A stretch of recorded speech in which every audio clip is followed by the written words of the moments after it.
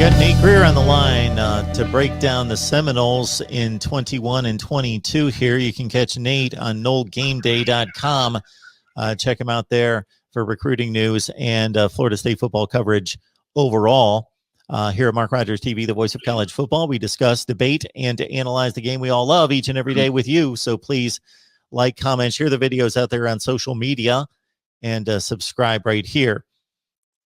All right, Nate, in recent days, we've seen video from the winter workouts under the at the football facility.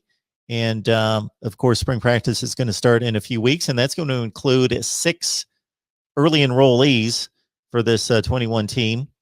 So let's run them down from the top here. We got Malik McLean. He's a wide receiver from Bradenton. He was 42nd rated in his class at his position at 6'4", 195. Your thoughts about McLean? I think McLean is someone that is going to be a red zone threat early in his career. He's still really learning the game, learning the nuances of being a route runner. But a guy who's 6'4", 215 is faster than you think when you watch him run. He doesn't look that fast, but he separates very easily from the defender. You look at him, I think that early on he'd be a red zone guy for Florida State. Getting him in early is good for his development in terms of learning how to run routes in college. That was one of the things that he's just got to get better at. Joshua Burrell, also a wide receiver, but Mike Norvell and his staff went up to South Carolina to get Burrell down to Tallahassee. I think Josh Burrell is one of the most underrated recruits in the entire 2021 class. And Florida State has been extremely impressed with what they've seen from him so far. Burrell played outside in high school, but he's going to slide into the slot in college. He's not a burner, but he's a really good route runner. He's super physical and strong. There's been some of that video that you mentioned of him, lifting weights and throwing up a ton of weight for a guy his size. He's going to be a mismatch in the slot for teams. I would not be surprised if he plays as a freshman. He's that good and has been that impressive so far. He's the 5th rated player in the state. And as Nate points out, maybe not as highly rated as he should be. 78th rated wide receiver, 6'2", 212. Good size, my goodness, for an incoming wide receiver. He's very, very sturdy. He's very evenly built too. So he's not like top heavy. Some of these guys come in, they skip leg day. He hasn't skipped leg day. He's very physically put together as a freshman. We enjoyed the breakdown with Nate Greer. You can join him on Nole Game Day. He's the recruiting analyst over there. Nole Game Day, great source for Florida State football. Catch us here at Mark Rogers TV, the voice of college football, discussion, debate, and analysis every day if you love college football. Of course, Bryson Estes, a top 10 center, and going up to the state of Georgia to get him. Another kid who Florida State got on early and landed. He's just a natural, tough, physical lineman. I think when you look at Florida State and what they have right now at center, I think Estes is someone that probably doesn't play a lot early on just due to depth at that position. But he also, we talked about versatility early on. He's another guy. He can play guard. He can also kick out and play tackle. He played every position in high school. Florida State likes him in the interior. I know that he's rated as a center, but he could also play guard for FSU. Just a strong, physical kid. And the thing I like about him is that he's not going to be outworked. And he has a chip on his shoulder for being what he felt was a little underrated. So he's purposefully working his tail off to prove a lot of doubters wrong. So he's on the watch maybe in 2022, 2023. And some people out there certainly say that if a student athlete commits early, he is going to be underrated because he's not going to sell as many magazines since he's got a firm commit. Kevin Knowles is a cornerback, top 50 in the country out of Hollywood, Florida, and he's on campus working out with the Knowles already. Yeah, another, you can never not take kids from South Florida. They just have that different mentality. Football is a way out for them. And I'm one of those guys that thinks South Florida football is the best football that's played in the country. I'll take what you consider a 3-star kid from Miami over a 4-star, 5-star kid from another area of the country. I think that is a even debate that is not unfair to have. But it's funny. I'm putting together a defensive back preview for No Game Day. I have him competing for playing time. He's someone that physically matured a lot as a senior. Legit 5'11", 180. Reminds me of Brownlee, who we all saw come on last year in the back half of the season. So I really like Knowles. I think that he brings that tenacity and kind of that Asante Samuel dog mentality, which is what this team lacks.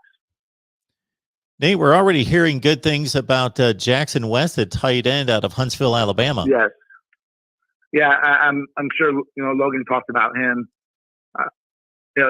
He's a guy who he's put on 20 pounds since he arrived at Florida State. And, this is 20 healthy, good pounds. And he also runs with the wide receivers in drills. So he's super athletic at, 6'4", 240. And he is going to be someone that I expect to compete for playing time as a freshman. I would not be surprised if he's second on the depth chart once fall camp is over. He's that good. And when Norvell likes to use the tight end, I fully expect him to have a very strong freshman season. Joshua Farmer's everyone needs to watch out for Jackson West. Not to cut you off, I'm sorry. Everyone needs to learn that name. Everyone needs to learn Jackson West's name. Joshua Farmer's an in-state player who comes off the edge as a top 40 strong side defensive end. Another kid I think that probably kicks into a 3 in college. He can. He's very, very similar. I mentioned Kerry Thomas earlier. He's very similar to him. In high school, what was a bigger defensive end. Once he got to college, he played some DN for South Carolina, but also on pass downs, went inside to a 3 technique. And I think that's what Farmer is going to do. We had him on a podcast, and he mentioned, it's probably how things unfold for him. That he wants to stay at DN, but knows that the way he's physically maturing is up over 270 already, that he might be a 3 technique in college. And this is a kid who has gotten better every year as a freshman. Freshman was okay. Sophomore year got bigger, stronger, better. It did that every year. So, he's just maturing, and I think, he's untapped potential. So I really like him. You can never take enough big bodies in the trenches. I think we've seen that with, both sides of the ball for FSU. And he's a kid that's going to be just a steady contributor, Everett Dawkins type. And that is someone that contributed to a BCS winning team. So sky's the limit for him. He's super driven to get Florida State back too. He wants to win a national title. He wants to be a leader. He doesn't like to lose. And that's some of the mentality that Florida State has not had in these recruiting classes at the back end of Jimbo's time and going into Taggart. Enjoying the recruiting analysis from the Florida State angle from Nate Greer on Knoll Game Day. So join him and the rest of the staff over there covering Florida State football every day. And I got to say, Nate, in addition to just running through what are 6 early enrollees and then the entire list currently from the 2022 class. So I appreciate that.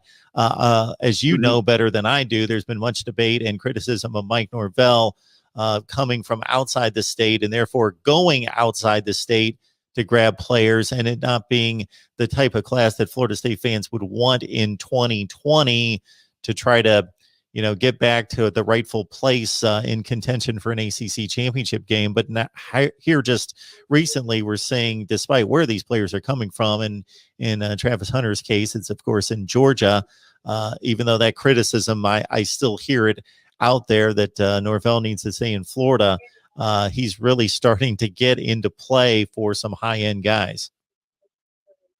Absolutely. And let's not, let's not twist numbers. You still signed 19 kids from Florida last year.